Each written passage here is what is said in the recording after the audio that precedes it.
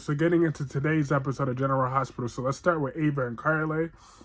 Say what you want about Carly, but she is a good former stepmother. She really do truly love Avery with all of her heart. Um, she went and she picked her up from the dance class, and she bought her dinner. Um, and she even brought Ava something. That was really nice of her. And Ava just sitting there ranting about whatever, how Avery's adjusting, living back at that penthouse.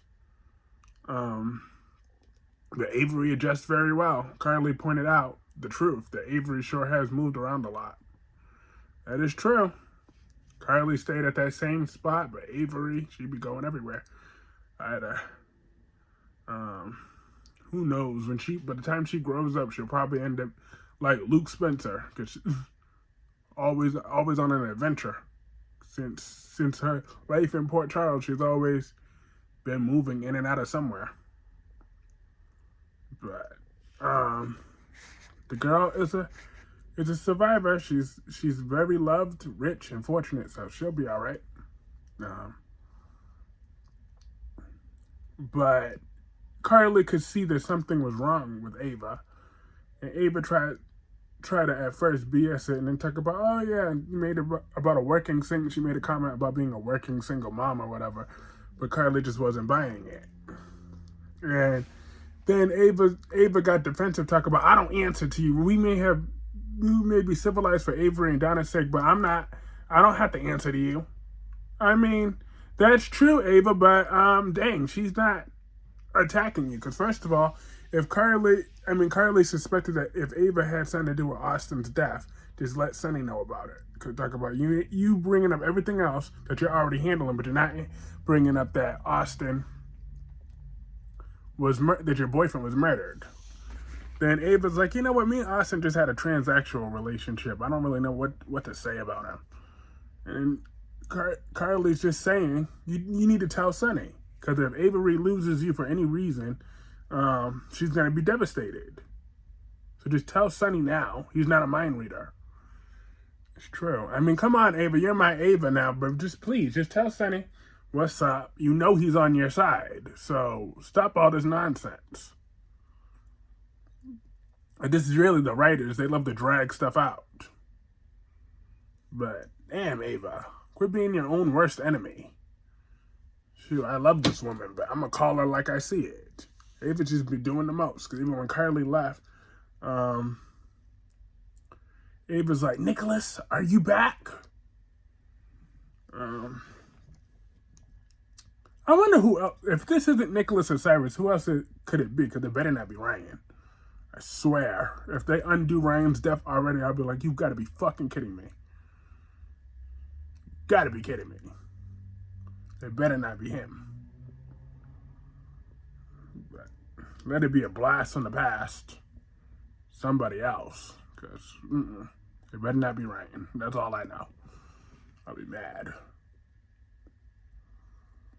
But interesting storyline could be if it's Kevin, but he's gone crazy again. He thinks he's Ryan. That'd be an interesting twist. Just saying. No, but as long as it's not actually Ryan, then I'm good with whatever. But moving on from that, let's talk about Christina, Donna, and Sonny. That was so cute. Donna is so adorable. She is. She's a sweet little girl. She got a great job on her report card because her last semester she was talking way too much in class to the other children. But so I know how that is, being distracting to the other kids in the classroom. But now she improved on that when the teachers told her. She improved. So that's why Sonny took her out to a fancy Metro Court dinner, and then Donna wanted Christina there. Like I said, that was really nice to see them interact because they never have any scenes together. I kind of wish Avery could have been there because I never see a scene between Avery and Christina. But it was very cute. And then eventually Christina caught up Sonny with what's going on, that she's going to be the surrogate. Sonny's like, well, what about, because you're already busy with everything else. So, but Christina's like, I got this. And then Sonny's like, well, I just want you to know, I got your back regardless. And Christina was so appreciative of that. Alexis and Gregory were part of this episode.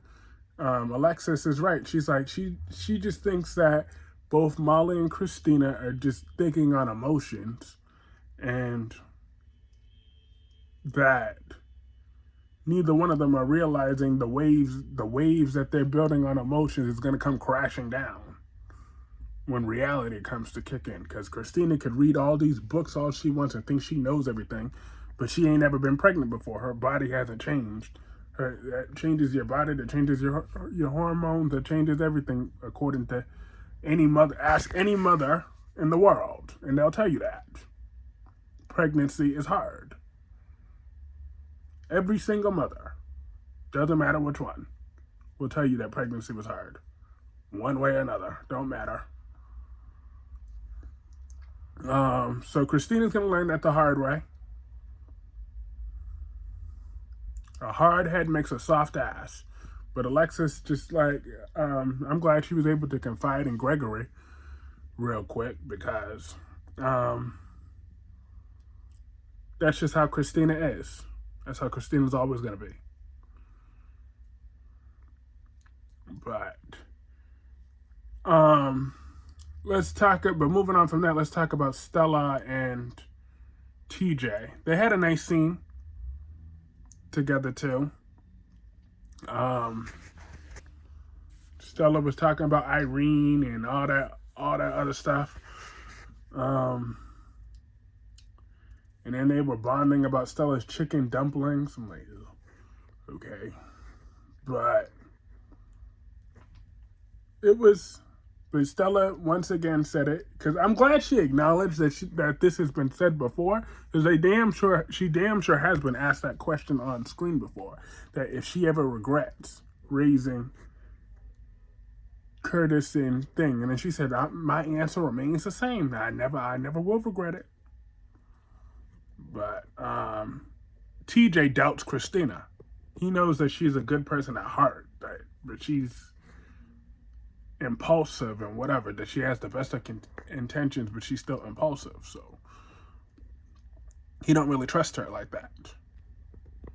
And if she don't follow through with this, then it's going to devastate both Molly and him. I mean, I can see that, but another part of me really don't like your attitude towards Christina a little bit, TJ. Because you never said anything about Christina before. So why all of a sudden he got his negative opinion about Christina, kinda? I don't really like that. Even though he's right, in a way. But I still don't like it. So that's just how I feel.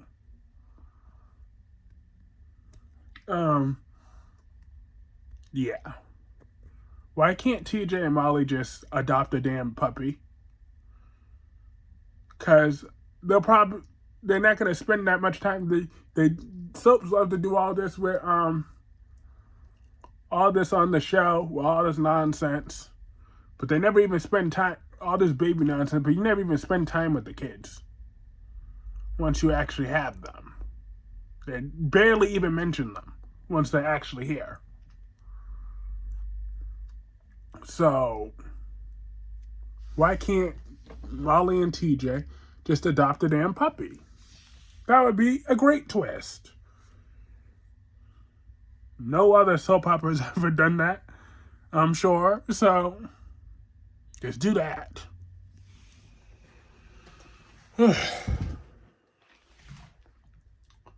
But yeah, like I said, and Robert and Diane were in this episode too. Diane didn't want to say anything about the lawsuit, even though Robert was trying to talk about her about it. But she said she intends on proving the case for her clients. Like that's what she was hiding for. She said her opinion doesn't matter. She was hired for a reason. She's put on retainer, so she's going to do everything she can to take him down. That's just the way that it got to be. But after a while, Robert's like, I ain't even thinking about this trial no more. I'm just thinking about you, baby. And then they started kissing and they got it on. Remember, according to Albert Bostic, Diane's the alleged 10. I mean, she was looking good today, but I wouldn't say she's a 10. I'm just saying. Albert knocked that down 3 points. And then we got it. But I did enjoy those kissing scenes, though. She did look good. She did look like she could be a good kisser. So, hey, power to her. Power to her. And then let's talk about the main event that I'm sure everybody else is happy about. Monica's back. She was looking, Leslie Charleston was looking nice. I mean, you could tell she's older now, but she's still nice. I like her. Ultimately, she just called her and Tracy, called Finn in there. Finn said what he had to say. His restrictions will not be lifted, but the hospital's going to back him in the lawsuit. So they're going to both say that the mall they're not going to do no separate settlement. It is what it is. They know that Finn did what he was supposed to do. If that man would have went back to the hospital with a follow-up test, then his own death wouldn't have been done that. He want to talk about, oh, I'm busy, I had to do work and all that other stuff, but that's his problem. He should have took his ass back to the hospital to get more tested. I'm just saying. Shit. Finn's not a fucking mind reader. That's why they asked you to put the test in. Just put the test in. You should, that was on that patient. That's not on Finn. I mean, I get that the family is grieving and they want somebody to blame, but at the end of the day, a tragedy was a tragedy. So you can't take away a good doctor who saves thousands of lives a year, who saves lives every day. Don't take that away from him because your family member didn't follow up. So it's important to follow up with your doctor. If you notice something, go to the doctors. I mean, because you only live once. Okay? I'm just saying, you only live once. They were a wealthy family too. So that is what it is. I'm not trying to be heartless. I'm just saying it is how it is. But Miss Clark, this lawyer, that shady ass lawyer, who I have no association with this woman, she can talk about, oh well, as legal counsel, I have to inform you that it's best that we say negligence on the behalf of Dr. Finn and settle separately with that. No, Miss Clark, no association with this woman. She needs to go get off her lazy ass, open up her law books, and find a better defense. Okay? That's what she could do. Do what you paid you for. You just want to be lazy because you think that's easier for that, but that's why they're paying you the big bucks to represent the hospital. So you find another way, you lazy piece of poo.